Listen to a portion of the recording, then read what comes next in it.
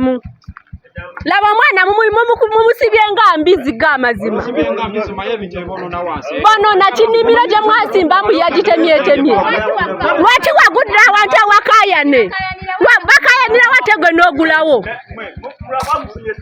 Mwagala kwafuula kizibu mwana mumuleke. Mutulekemu. Muyite polisi yebejje munone. Mumuleke omwana. Mutabani ati mumuleke. Laba yenawe mumukutte gamazima. Mutwale eri. Mumukutte temuli polisi. Temuli polisi. Mulinda polisi ejje mupikinge. Muli polisi. Ogwo musango. Omwana mumufudde embizi wano. Eno si mbizi muntu. Mutulekemu. Nena nakubateeka ku internet babalabe nga muli ab'amaanyi. Laba omwana kye mumukola. Nedda. Omwana mumuleke. Mumuveeko muvireko ddala. Mumuleke omwana si mbizi. Mulwana omwana muveeko. Mulwana mutabani omwana muleke. Oyo si mbizi muntu. Mulwana va ku mwana. Va ku mwana. Mubajjawo bonna. Yuyo maama wali mu ddwaliro. Yuyo dante mumukola. Wa mama yuyo ali mu ddwaliro. Kati wafuna obuzibu ne mwana we n'afuna obuzibu. Mutulekemu. Eno si mbizi mwana. Ono mwana. Bawa n'akaso mpa ku Jambiya.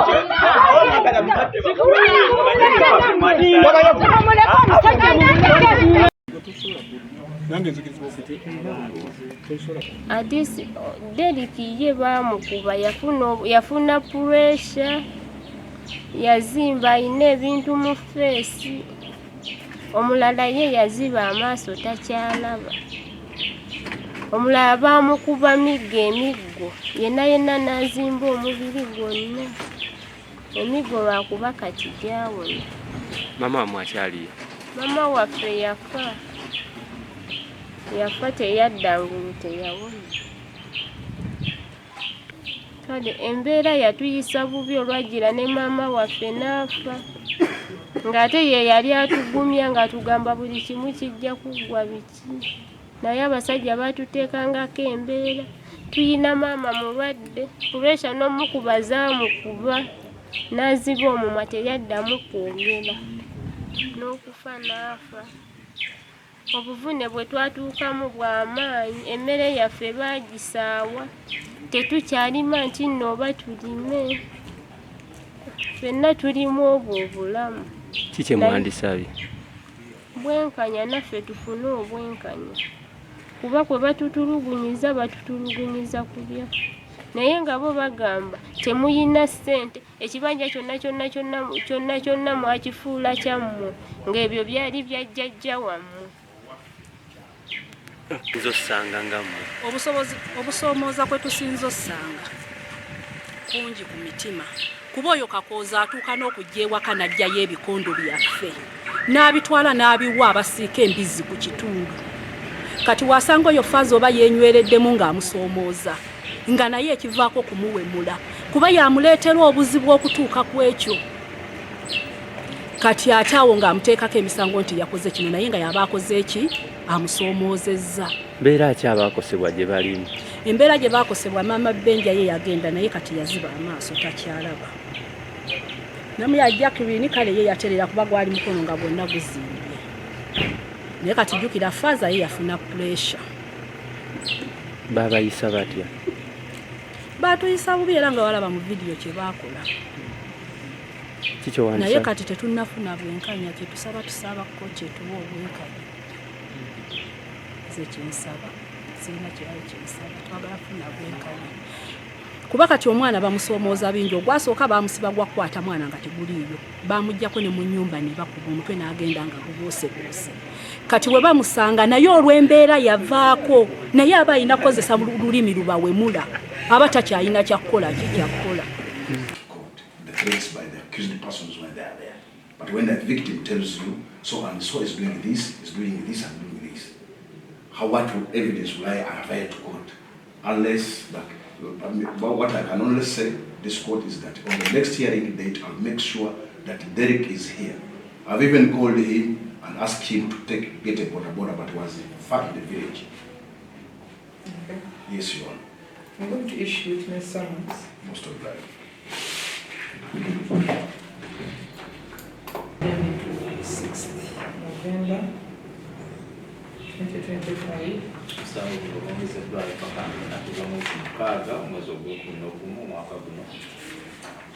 This is for further hearing of prosecution case.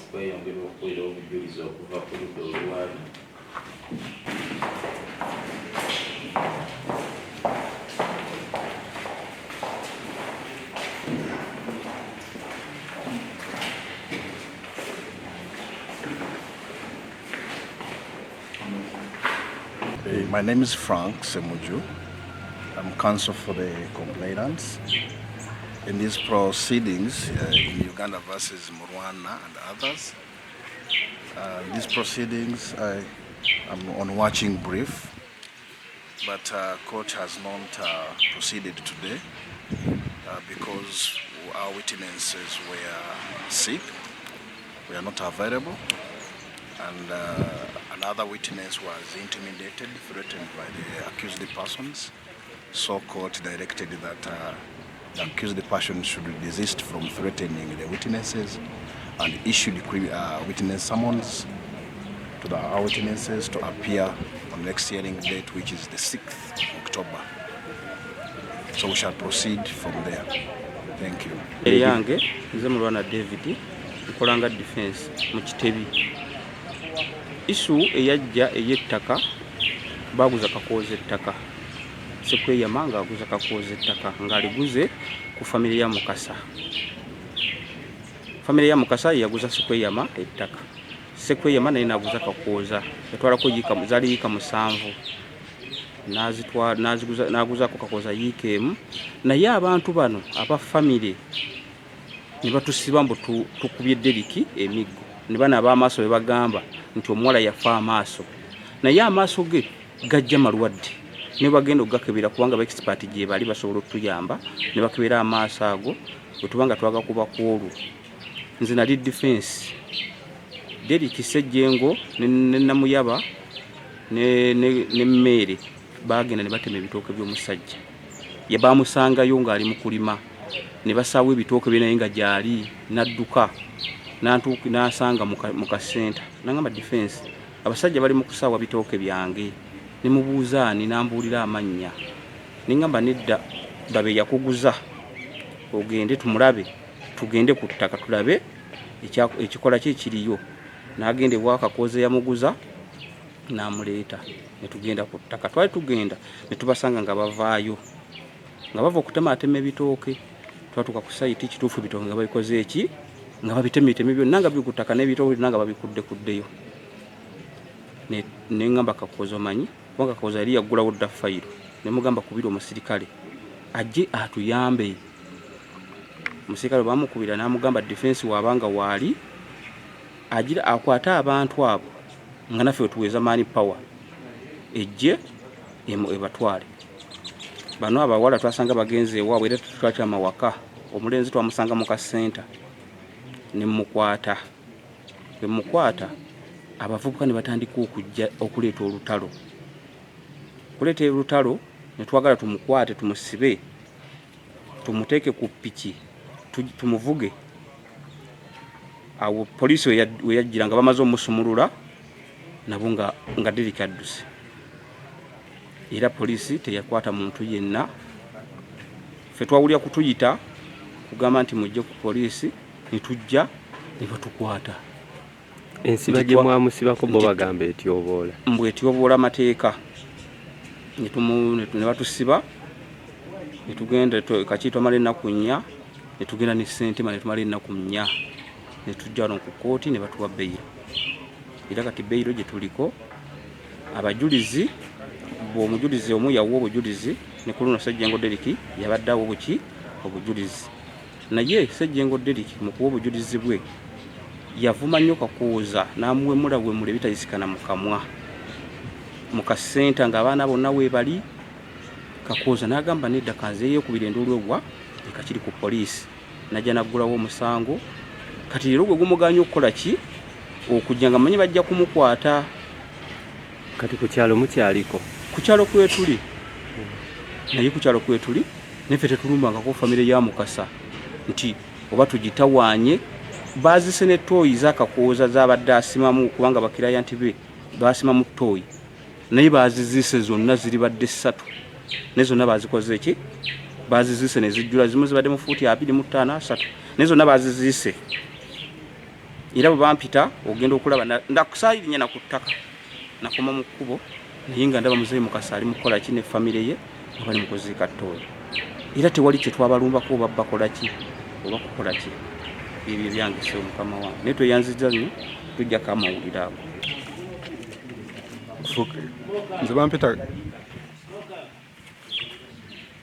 Joseph Kakooza nsangibwa mu Kitebi ndi mutuuze wa mu Kitebi Kitebi kino ekyakakiri si Kitebi eky'Entebe kamange nyina okukusomeza nagula ettaka mugula ettaka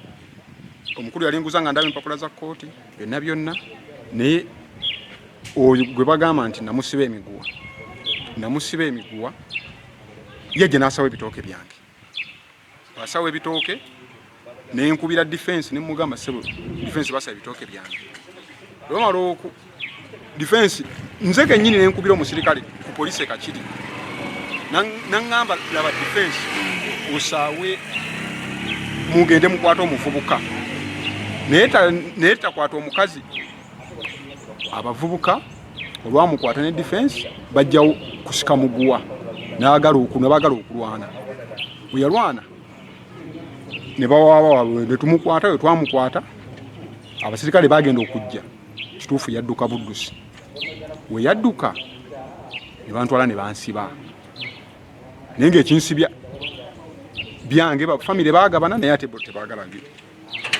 nze yanguza balinga baga nti yanguza bya bubbi oba banga bagala ekifo kyabwe nze bampe ssente banvaliwe nve ku ttaka lyabwe bwe babanga bagala ssente ekyo ekifo kye nagula nga wa famire yabwe yakinguza bakwate ssente bampe ssente sina kirala kyenjagala naye nze omusemugwa yali ava kusaabwa bitooke nsaba ab'ekitiibwa abatusinga bala PC bala DC